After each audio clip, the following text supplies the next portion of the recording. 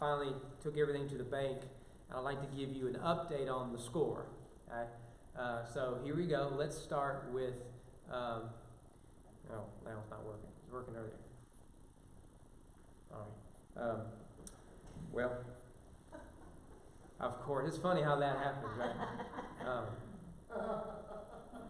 That's a good sign for us. Yeah. It's going to get even better for you. Probably that pop-up if you just come back on the computer. There we go. Okay. So red, that's 5,452 points. You scared? You shouldn't be, because blue has triple that. Okay, we started with the cash and everything, and that's really the difference. And when I went to do the red, I did blue first, and I made a second trip and did the red. I was starting to panic that we may be in the negative with red. You would not believe the pennies. It is crazy. I can tell you. Well, I can't do it now, but it's like more than double the pennies in the red that are in the blue.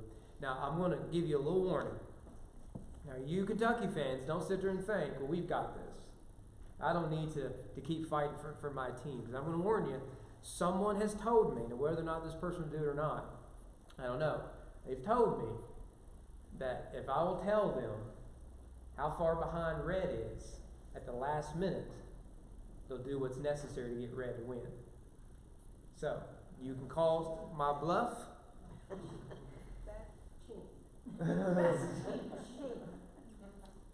I'm for the red team. I know I'm biased. It's not like I'm the Astros trying to hide it here. So, it's gonna match. It's just a match. Yeah. Oh, so there you go. So I hope y'all are happy. Two can play that game. That's right. What? Two can play that game. Yeah. It's I hope so. That's what I want. But if you take this, it's like $200, a little over $200. So that's almost enough for one of our students. So a real blessing. So if you take the candy bars and the chili cook-off and this, we were providing for our students to go to camp. So thank you all for that. Okay. With that said, turn to Genesis chapter 2. We're finally in the second chapter of the Bible. We are moving so fast, it's overwhelming. But I want to give you all an option. Decide this at the last second. We're going to look at three things, so we're not going to be able to do these 3 verses in 1 week. That was my original plan, but then again, my original plan was for us to already be in like chapter 11 by now. So we're going to talk about 3 things from chapter 2, unless I think of something else. One is work, rest, and what does it mean to practice the Sabbath, and the other is the number 7, which I think would be fascinating. But I want to save 7 for last. So do you want to talk about work, or do you want to talk about rest? I'm well aware I'm talking to state workers. Work it is. All right, so we'll start with work. All right, so says the non-state worker. So I'm just going to point that out. While I'm thinking of it, if you're interested in, since we'll talk about work first, if you're interested in a Christian worldview of work, economics, that sort of stuff, from like a theological perspective, a professor of mine has written 2 books. One is a rather meaty stuff. I blogged through it a number of years ago, and it's on my desk if you want. But this is his Cliff Notes version. It's called Flourishing Faith, a Baptist primer on work, economics, and civic stewardship. Now, Dr. Brain's borderline libertarian, but if you're wanting, I can't get into everything I would like, but so really, this may affect 2 of you all may be interested in this. So I do want to recommend a resource to you if you want to explore some of this, because we just can't get into economics and all that sort of stuff, but it's at least introduced there. Okay, all right. Well, before we get into working on it, let's read chapter 2, verses 1 through 3. It's the 7th day of creation. Moses writes, "Thus the heavens and the earth were finished, and all host of them. And on the 7th day God finished his work that he had done, and he rested on the 7th day from all his work that he had done. So God blessed the 7th day and made it holy, because on it God rested from all his work that he had done in creation." Now, one of the things you need to note here is repetition. It's kind of bad English, isn't it? Right? Use a synonym, Moses. Right? But remember, in Hebrew, repetition is the key to emphasis. The best example is Isaiah 6, holy, holy, holy is the Lord God Almighty. Right? That repetition is important. It was evening, it was morning the first day. Evening and morning the second day. Right? And when we get into 7, I'll show you some more examples of repetition and how it grows. Okay? Well, let's do a couple things. First of all, we need to make note here that your chapter and verse divisions are not inspired by God. All right? If that offended you, you shouldn't be. Okay? When Moses wrote Genesis, he didn't do day 6. He said, okay, chapter 2 of my story, right? And the editor didn't come by later and say, well, I like it, but do you think we can move our chapters around, right? That's not the way the Bible was written. It was written without chapters and verses. And, what? I'll deal with you later. So, but chapters were added first, and then after that, verses. Now, the King James Bible is actually the one that has set the standard for chapter and verses in English. Actually, the Hebrew Bible, like the Psalms, are a little different than our English Bible, and there's various reasons for that. But and the book order is a little different too in the Hebrew Bible, and Luther's New Testament as well. He put James at the end. Anyways, so your chapter and verses are there to help us. They're not put there by God. The best evidence I have for you is, why is the seventh day of creation in chapter 2 and not chapter 1? Right? Isn't that weird? Right? Just put it all in there at once. Right? I don't have an answer for that. I can't go back in time and talk to the translators of King James, but nevertheless, there you go. But a couple things to point out before we get into the text itself. First of all, you need to notice that the pattern has changed here. Remember the pattern? It was, and the Lord God said, let there be light, let the expanse, and all that sort of stuff. That's not here anymore. And you will also notice there is no evening and morning. Okay? So remember that each day of creation ended, it was evening, it was morning, the second day. That is not mentioned here. I think there's a good reason. We'll see this more when we talk about rest. But it's written in such a way that we are to see that the seventh day hasn't ended. Theologically speaking, the seventh day never came to an end. Now, that's on purpose. When you see a pattern and suddenly the pattern is ignored, there's a reason for that. And I think the author is telling us, Moses is telling us, that we are and should still be in the seventh day. Doesn't mean that we just are lazy all the time, take the day off. What it means is, spiritually speaking, we should be in a place of rest. And in many ways, the Bible is the story of how a corrupt cosmos comes to rest and can enjoy the rest of God's creation and God's presence. And that's kind of what the whole story is. You get to the end of the Bible, and you see that story of rest. Also, I think you'll like this. Chapter 1, verse 1. You could probably have it memorized. In the beginning, God created the heavens and the earth, right? I mean, that's those 7 words in Hebrew. Notice chapter 2, verse 1. Thus the heavens and the earth were finished, and all the host in them. It's the same thing except on the other end of creation. You remember the issue we talked about with verses 1 and 2 of chapter 1 is that a prologue? It's just a summary of what's going to come, or is it part of the narrative itself? Right? And there's different views, and we went through some of those. I see them as prologue because I see chapter 2, verses 1 through 3, the seventh day, as epilogue. And I think there's literary reasons for that. But I could easily be wrong. Or maybe it's a little bit of both. Also, in addition to that, the word finished is used 2 times here. You remember that Moses was writing in a cultural context. And part of that context is that God is the creator, thus he is sustainer and the sovereign Lord over everything. That is not the worldview of ancient paganism, nor is it the worldview of modern secularism. All right? So you remember Moses puts in chapter 1 the sea monsters and the dragons, and we went through all that sort of stuff. Why would he include any of that? Well, because of his cultural context. Now think about our context.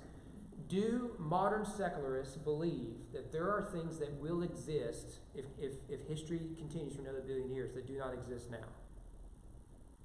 Yeah, evolution. We didn't exist a billion years ago, right? Or 100 million years, I don't know, whatever numbers they've made up this week. So there will come out of the dust of the earth or the sky or whatever the aliens are doing these days, some new species, some new creature. And Moses makes the opposite argument. He says that no, everything that has ever existed, God created right then and there. And thus he is Lord over all. He was done with it. And so we have to trace everything back to God, because there's nothing new under the sun. Also, we have a new word in this passage. That is the word holy. That God blessed it and he sanctified. The word sanctify there is the word holy. It's the first time it shows up in the Bible. And it's the only time it shows up in Genesis. It'll be used a whole lot in Leviticus. Leviticus is all about holiness. Right? So the tabernacle temple have to be holy, the priests have to be holy, the people have to be holy. How do you make things holy that are unholy, all that sort of stuff. But this is the only time it's mentioned in Genesis, right here. That God made the Sabbath holy. And so that's a point of importance. Okay, well, we need to see here then that the heavens and earth were finished, all the host, and on the seventh day God finished his work.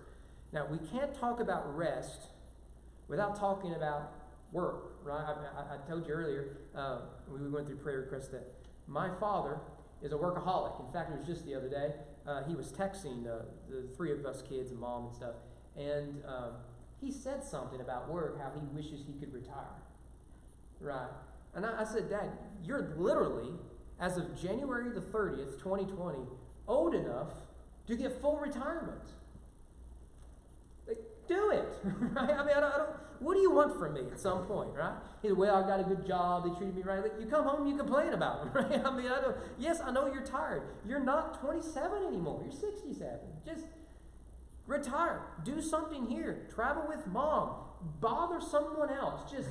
I mean, he travels over an hour, just one way every morning, like 3 o'clock in the morning. He comes back every day.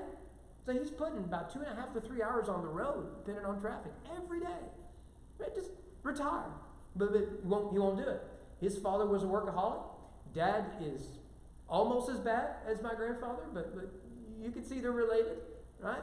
And it's something I have to watch, right? I could very easily, right, fall into that sort of trap, because that's sort of how I tell my kids all the time. You know, so the last 2 days I haven't been home before like 7:30, and the kids will say, well, you know, sometimes you work a lot. I'm like, you have no idea what it's like to have a dad who works a lot, right? I mean, Dad went to all of our games, he did all that sort of stuff. But Dad could work, right? And he had a good ethic of working. Well, I still remember where I served at before coming to East Frankfort. We had a lot of farmers. We had as many farmers as East Frankfort has state workers, okay? It's just a different economy. And one of the farmers came up to me, and I always made the same joke about pastors working 1 day a week. And on that 1 day a week, most people don't want him to work that long, right? You know, it's a joke I still make. It's ha, he.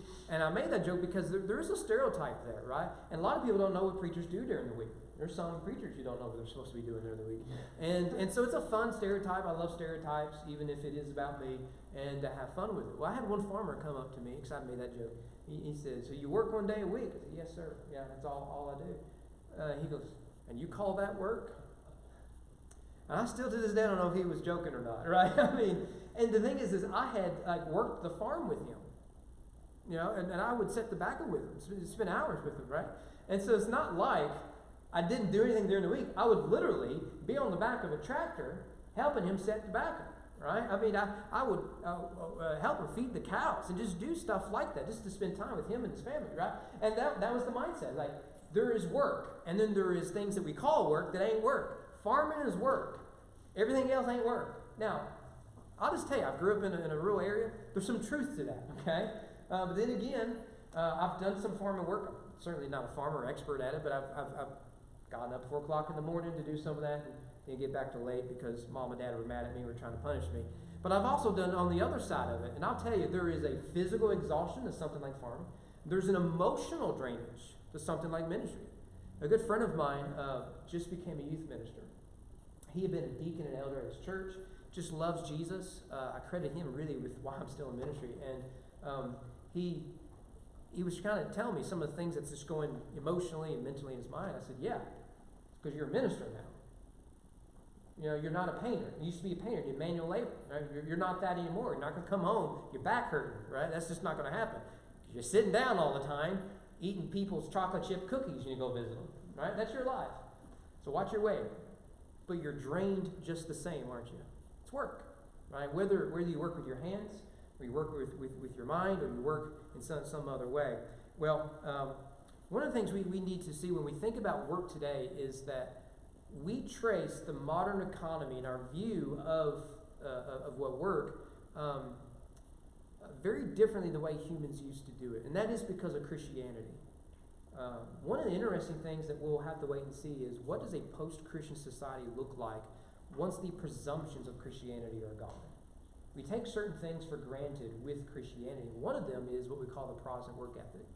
If you go all the way back to ancient Rome, the philosophers argued that work is something that immoral people do, or people at the lowest level of the societal totem pole. Right? So if you were to read Plato's Republic, it's an important political science work, you read some Aristotle stuff, you read Philo and some others, and what you'll find is they'll argue that for the sophisticated, for the important people of society, they don't do manual labor. You know who does manual labor?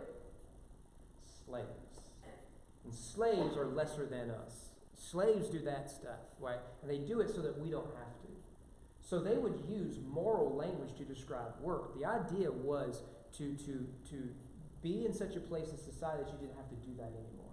Right? So Rome was a slave-based economy, and you can sustain that so long as you keep adding slaves to your economy. And that's what Rome did. One of the reasons Rome went to war with all their neighboring barbarians was because they needed more slaves for their growing economy. Right? It's hard to grow an economy by slave labor. But that's what Rome did. Well, eventually, the Roman Empire collapsed and all that sort of stuff. And out of that comes the Middle Ages, right? This is the age of Catholicism. And one of the things that happens in Catholicism is, most part, slavery is over and done with, right? Just as a general rule, it's over and done with. You have the serf system and all that sort of stuff. But one of the things in the Middle Ages you have is the Christian development of a theology of work. Now, something happens when you get rid of slaves. What happens is, suddenly, you're the one having to do all the work, right? You know? My mother-in-law, when I was dating my wife, she would, we would watch a scary movie. My wife and mother-in-law and sister-in-law love scary movies. We'd be in there, and we would eat a big dinner, watch a scary movie, and my mother-in-law would inevitably say, "I wish I could snap my fingers and all the dishes be done." Right? And we understand that. Don't you do menial tasks? You think, I just wish they'd invent something to make this easier. You know, that's what the vacuum cleaner did, that's what the microwave did, all that sort of stuff. Well, when the work is being done by individuals and not by slaves, what happens? You start inventing things to make your life easier. See, if someone else is doing the work for you, you don't care about inventing things to make their life easier, right? It's just not your life. What do you care? They're slaves. But when slavery is largely abolished in the medieval ages, we get inventions we take for granted today, horse collars and stuff like that, right? And that is really what shaped Western society, economically speaking. Well, also in the Middle Ages, not only do you get those sort of inventions, you also get things like the monastery. Once Constantine becomes Christian and the emperor of Rome, people start to flee Roman society because they believe that Christianity has been corrupted by politics. Not that that could ever happen today. Right? One political joke, people go crazy. Why? Because we worship politics, even among evangelicals. Don't get me started. And so people left society and started monasteries. And there's a lot of advantages to the monasteries. For one, they preserved the works of like Aristotle, Socrates, and all that. They actually preserved those. So when like Rome burned, it was the monasteries that had preserved all that sort of stuff. They also developed a theology of work because the monks, their goal was to grow in their spirituality by doing work. And so they start planting their own gardens and tilling it. And they have to keep their monastery clean. They have to build their own monasteries. They have, all that sort of stuff. So they start focusing in on work. And they start to associate work with worship. Not that work is worship, but that we can that when we work to the glory of God, that is itself a form of active obedience to God. And that's starting to be developed among the monks in Catholic theology. Well, then something even better happens.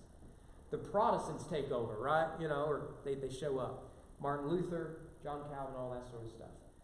There's a problem within Catholic theology when it comes to work, and that is we've talked about this this past Sunday, the sacred and secular divide.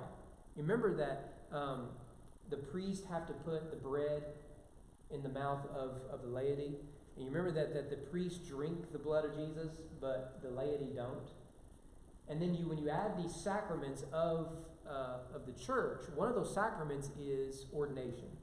That you are made more holy and get a few years off purgatory, I'm sure, simply by being ordained as a priest, a monk, a nun, anything like that. Okay? So you see that there is this wall. If you decide to get married in the Catholic Church, you'll never be that holy. So there's this wall of separation between the super spiritual and then the secular. There's the sacred and secular divide. And as a result, to do sacred work, to do spiritual work, made you more spiritual, made you a better person, all that sort of stuff. But to do manual labor, to work, to do secular work, makes you less spiritual. You see the divide there, right? So the divide is between being a pastor and being a state worker. If you want God to love you, you got a better chance if you're a pastor than if you're a state worker. Now, if that language is offensive, you should be. We don't think like that, do we? It's because we're not Catholic, right? I don't know if you noticed that. It's in the fine print on the sign out front. We're Protestant. The Protestants argued differently. Rooted in creation, we understand that we're all made in the image of God, and that work is something God does. So right here in Genesis chapter 2, God says he ceased from work, which meant creation itself is a work of God. God works. Jesus will say in John's Gospel, my Father is always working, so I must be about the work of God. And Jesus was a carpenter. He's actually called the carpenter in Mark. So if Jesus sees that there isn't a division between his itinerant preaching ministry and his work as a carpenter, then maybe there isn't a divide between secular and sacred. Likewise, if Paul can work as a tent maker, by which he's selling, his biggest customer would have been the Roman soldier, by the way. If he can work as a tent maker, why also serving bivocationally as a church planter in Corinth, then clearly one isn't more spiritual than the other. Protestantism changed this radically, and the modern economy is rooted in this. You could add things like private property, laissez-faire economics, stuff like that. It all comes out of the Protestant Revolution. There's one other thing important that comes out of Protestantism we've talked about, and that is the importance of universal education. Why should everyone in society know how to read? Because if they don't know how to read, they can't read their Bible. So one of the main works of the church was to teach children how to read. Yeah, Sunday school, like the YMCA, starts in the 19th century to help disadvantaged children. The YMCA, I mean, that is the origin of the YMCA. Salvation Army, all this stuff starts out to help the disadvantaged for the purpose of education and everything else. And we see that work, those parachurch organizations, is on equal level, spiritually speaking, than preaching. Right? That's a Protestant idea, which means that you are seen as a minister. It's the priesthood of all believers. It's a Luther doctrine that Baptists now have as a distinctive. That priesthood of all believers means that wherever you go, whether as a pastor or a state worker, you are to serve as a minister of the gospel. Right? God has placed you in what you are doing and what you are called to do, and it's not an accident. So when people think that somehow they're less spiritual because they're not a pastor, they have a bad theology of work, a really bad theology of work. So with that said, let's look exactly at that, a theology of work. Okay, we've done this before, right? Every worldview has to answer at least 4 questions. We could add more, but 4 basic questions. Where we come from, what's wrong with the world, what's the solution, where are we headed? Right? How's this all going to end? Every worldview answers those questions. If you're a secular atheist, where do we come from? Well, one big gaseous belch in space, and we're nothing but stardust. Okay? That's where we're from. What's wrong with the world? Right-wing fundamentalists. Okay? What's the solution of the world? Voting out the right-wing fundamentalists. I don't know. It's the solution is fixing our carbon footprint. It's fighting for social justice. It's whatever the solution is. How's it all going to end? Well, if you're a progressive secularist, things are going to get better and better until you get utopia. Right? That's Friedrich Nietzsche in a nutshell. You're going to get the Ubermensch. You're going to get the Superman. You're going to get this society where everything is where it's a utopian idea. Okay? So the reason eugenics is something that's been practiced by atheists is because if you get rid of people with bad genes, that speeds up the process of progressive utopianism, right? That's what Hitler's doing. It's what Mussolini's doing. It's what Woodrow Wilson's doing. It's what Planned Parenthood started out as. Margaret Sanger didn't like African Americans. So if we get rid of African Americans, we'll be better off. That's eugenics. But that's progressivism, and that's their view of the end times. Well, take something like work, and you can trace the theology of work through the Bible, and it follows this trajectory of creation, where did it come from? Fall, or decreation, it's my term. What went wrong? Why is it that we hate to go to work so much, right? Recreation, the redemption. What does work to look like now? And then also new creation. What will work look like when we all get to heaven? What a glorious day that will be, right? You mean to tell me we're going to work in heaven? Probably. Some of y'all may still need it when we get to heaven. I don't know. We're not going to spend a lot of time on new creation. I'll just tell you a quick story. I think I've told this before. I've got a copy in my office of the Randy Alcorn book, Heaven. It's a fantastic book if you want to learn more about heaven. He basically answers all your questions. Okay? And I think he's a pretty solid guy. But he has a chapter in there asking, will we work in heaven? And the lady who gave this to me, she was reading it. She was one of the healthiest people I'd ever known. She had never been in the hospital. She was in her late 70s, early 80s. Right? Sweet lady. I thought she despised me when we first came there, but it turns out she was okay with me, I guess. But she died suddenly. She had gone in for surgery. Had never had surgery in her life. Had gone into surgery. Complications came out of the surgery. She eventually passed away. And I had mentioned something about that book, because we talked a lot about heaven and stuff. And someone in her family gave me that book. I still got her handwritten notes and all that sort of stuff. So from her funeral, I read Randy Alcorn's chapter on work, because she was in her late 70s, early 80s, and she's mowing her yard all the time. I mean, just even if she didn't need to, just mowing it. She's walking her dog all the time, right? I mean, when we had the ice storm, I finally made it up to Hardsburg. I had to charge my laptop. I had a paper due in Hebrew, but we had no access to find out that the professor had extended my paper, right? And I couldn't know that. You can't check your email, no power. And so I went to her house. She had power to charge her.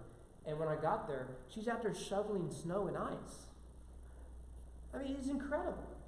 And she believed in work. So I read that from her. And I mentioned, yeah, we're probably going to work. And that's what Pauline is doing. She was a really sweet lady. So let's think about creation, right? So in creation, we clearly have this. The first hint is in chapter 1. Go back to chapter 1, starting in verse 29. God creates man.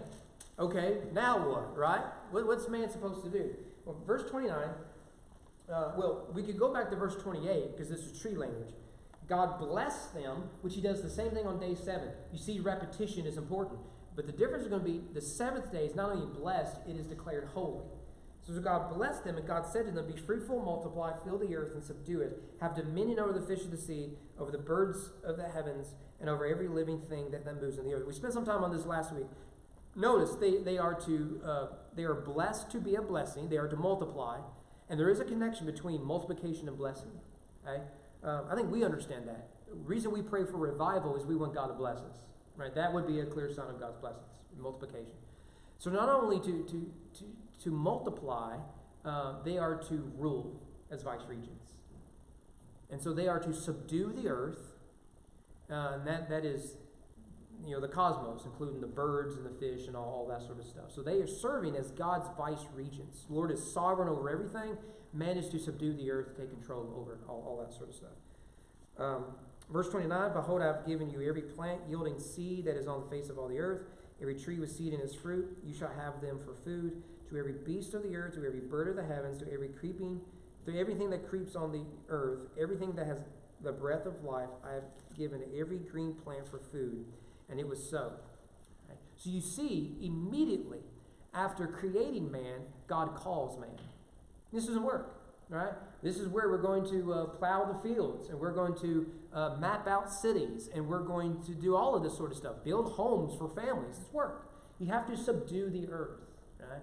I don't know what environmentalists do with this passage, but I know what I do with it, right?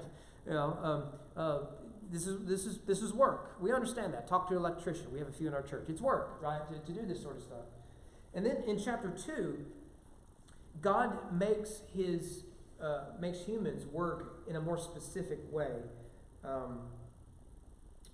We could go down to verse 15 of chapter 2, where it says, the Lord God took the man, put him in the Garden of Eden to work it and to keep it. So it's interesting, isn't it, that we discover that on the seventh day, God rested from work. At the same time, on the sixth day, when God created man, he put him in a garden, and what did he do? Same thing God did on the sixth day. He worked. Chapter 2 is a retelling of creation, not because he forgot details. Chapter 1 is a flyby. Chapter 2 is going to go in more detail, so it's a bit out of order.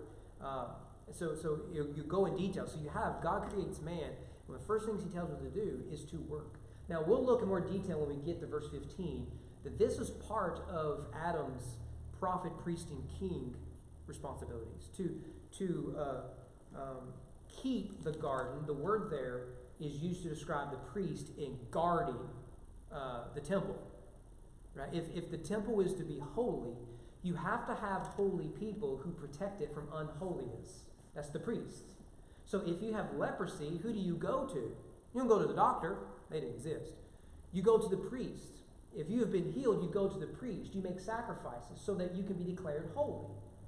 Right? All of this was for the sake of holiness. If issues of blood and dead bodies, all of this, you come to the priest, and he will declare, if you are holy, you enter in. If you are not holy, you stay on the outside.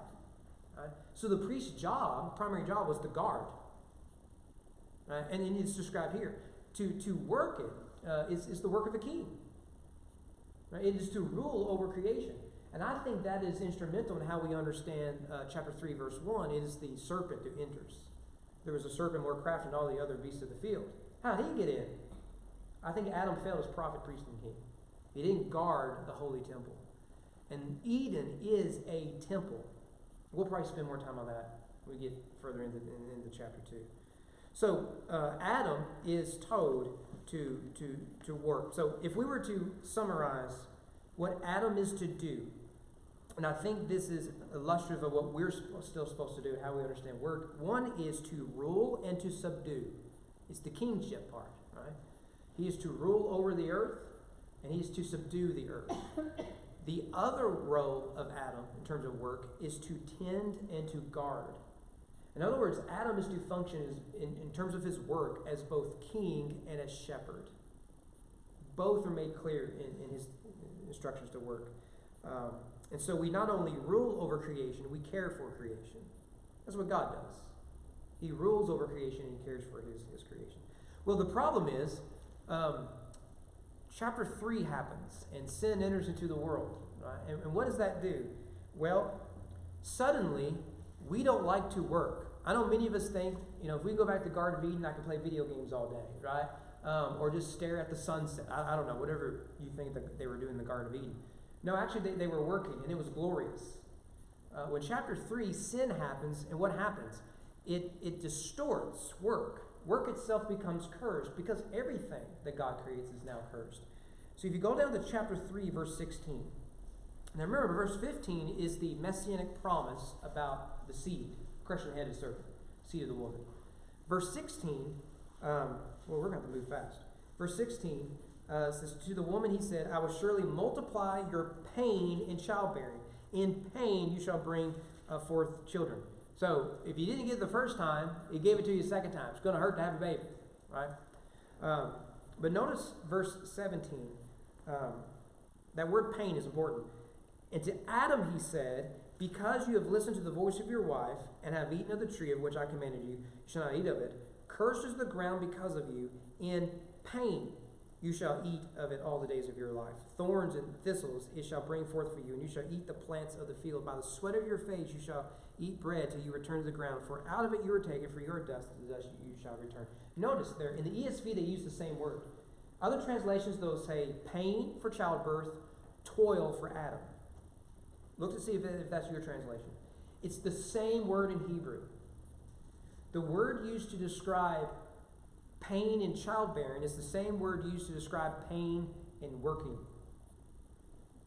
Makes sense, doesn't it, right? You know, you look at your beautiful bride and say, well, honey, you think you got it bad. When I go to work, I understand what you went through, right? It's in the Bible, okay?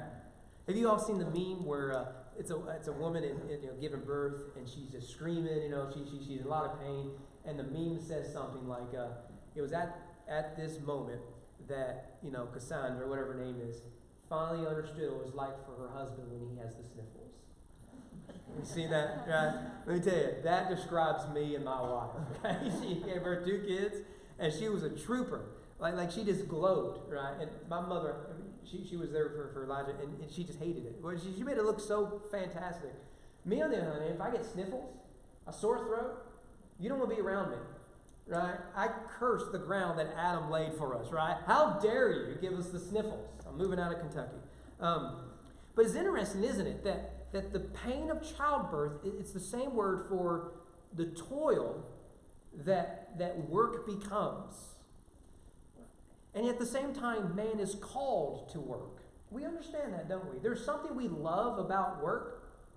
Particularly, I can speak from a man's perspective, that to accomplish something and to come home with that sense of accomplishment and to achieve things, to provide for your family, all of that sort of thing, we almost enjoy it.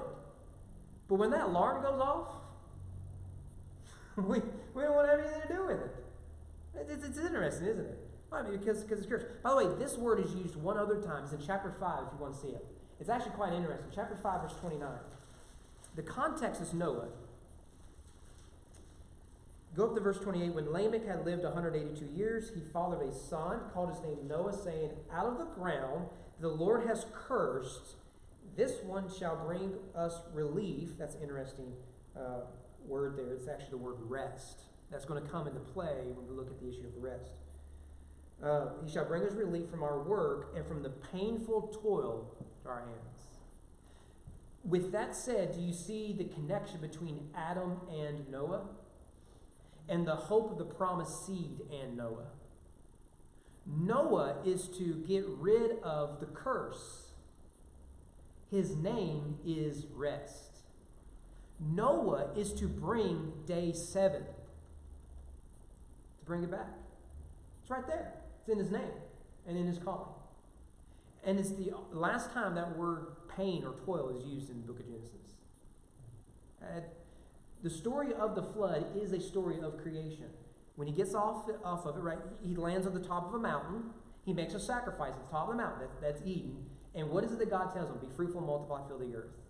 He has 3 sons, as opposed to Adam and Eve had 3 sons too. But they split, right? It's the same story of Genesis 1 to 4 that you get in Genesis 5 to, I guess, 10. We've got to move on. Go back to chapter 4. One of the things we see with work is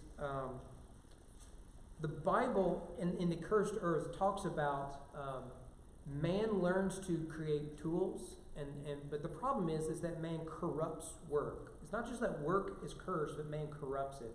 So chapter 4, verse 19. Did I put this? No, I'll put it up there.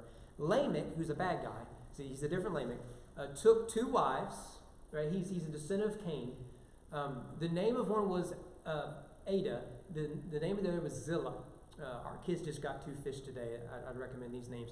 Ada bore Jabal. He was the father of those who dwell in tents and have livestock. Right? It's almost like an Abel sort of person. Right? His brother's name was Jabal. He was the father of all those who play the lyre and the pipe. Zillah also bore Tubal-Cain. He was the forger of all instruments of bronze and iron, the sister to Baal Cain was Naamah. Okay? What we're starting to see here is the invention, not just instruments, there you go, brother, but also that of tools for work. But this is in the line of Cain. What do they do with these tools? The next part is where Lamech kills a man, presumably with these tools. It's the corruption of work. Well, what does redemption do? We've got to move through this quickly. The Old Testament law, because Israel was to be a Garden of Eden, the Old Testament has laws regarding work and the economy. You're to use honest weights in business affairs. Proverbs 11 is a good example of that, but you can look at it. But what do we do in the New Testament? Does the New Testament say anything about work? Well, one is Jesus was born the son of a carpenter, and he is called the carpenter in Mark chapter 6, verse 3. And have you ever thought about how many of Jesus' parables have to do with work? Farmers and stuff like that. A sower went out to sow seed. The owner of the vineyard sent workers, right? And they killed him. And he sent his son, right? And he came and fire and brimstone on them. There was an owner of the vineyard who paid everyone equal wage, because he's a communist or however you interpret that. And that was a joke, I know you can't make politic jokes anymore without people freaking out, right? But so many of them have to do with manual labor. It's interesting because Jesus doesn't despise manual labor. That's the Protestant work ethic. Paul warns against idleness in 2 Thessalonians.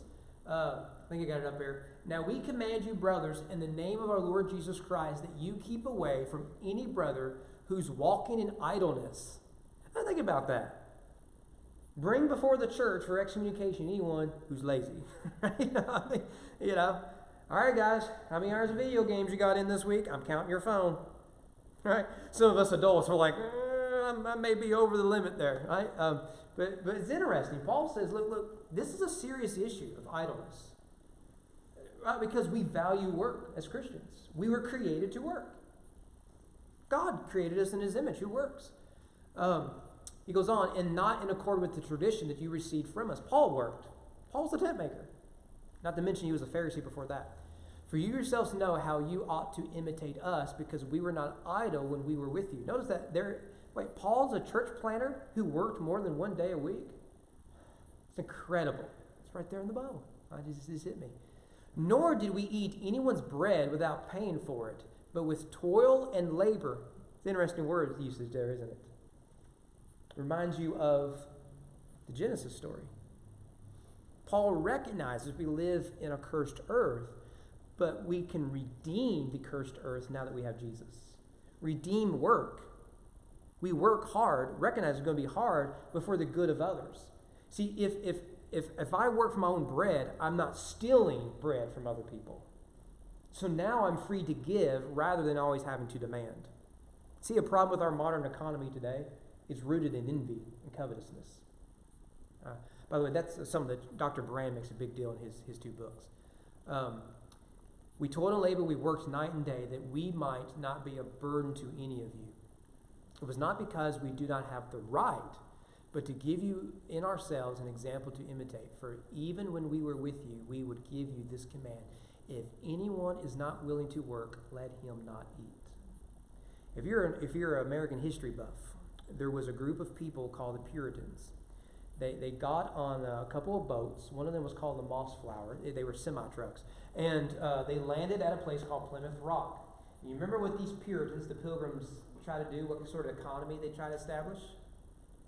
It was a communal economy where everyone got everything equally. Right?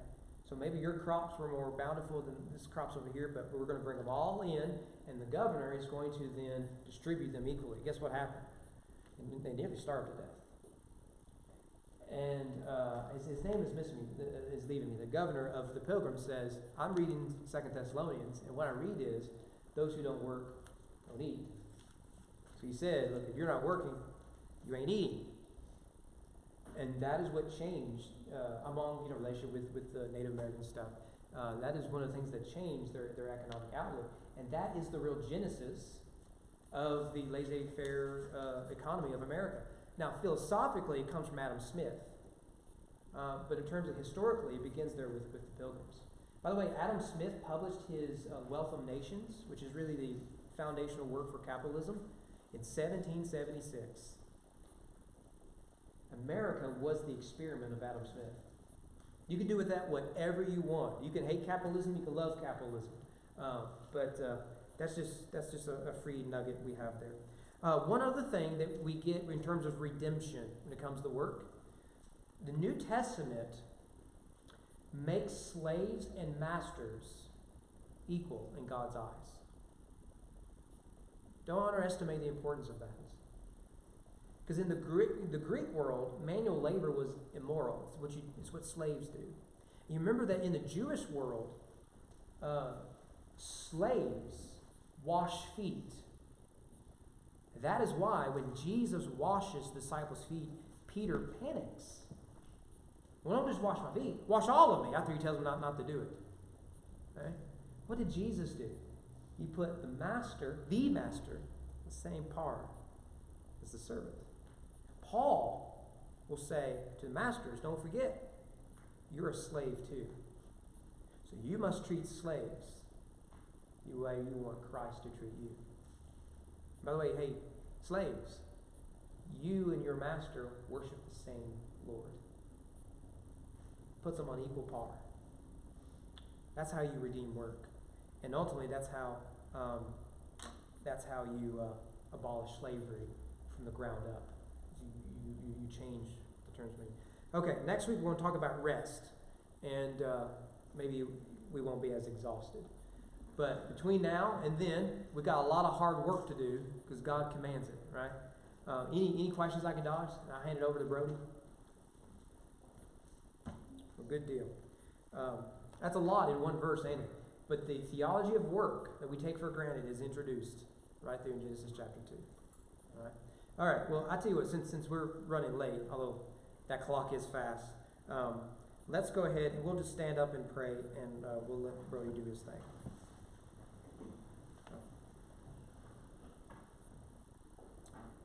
Our Father, thank you for your love and your mercy. Thank you for allowing us to gather to study your word. I do ask that we would demonstrate your love in how we carry ourselves during the week, how we work. Would you help us in this area? Some of us have to fight being workaholics. Some of us have to fight laziness. And some of us swing between one or the other. And Lord, I ask that we would redeem work in this cursed earth, see the beauty in it, see how we are made in the image of God and work at the same time. We don't make an idol of entertainment. We don't make an idol of work and accomplishment. We put everything in its proper place as we pursue Christ. And Lord, many of us encounter lost and the hurting and the confused right where we work. And it's not by accident.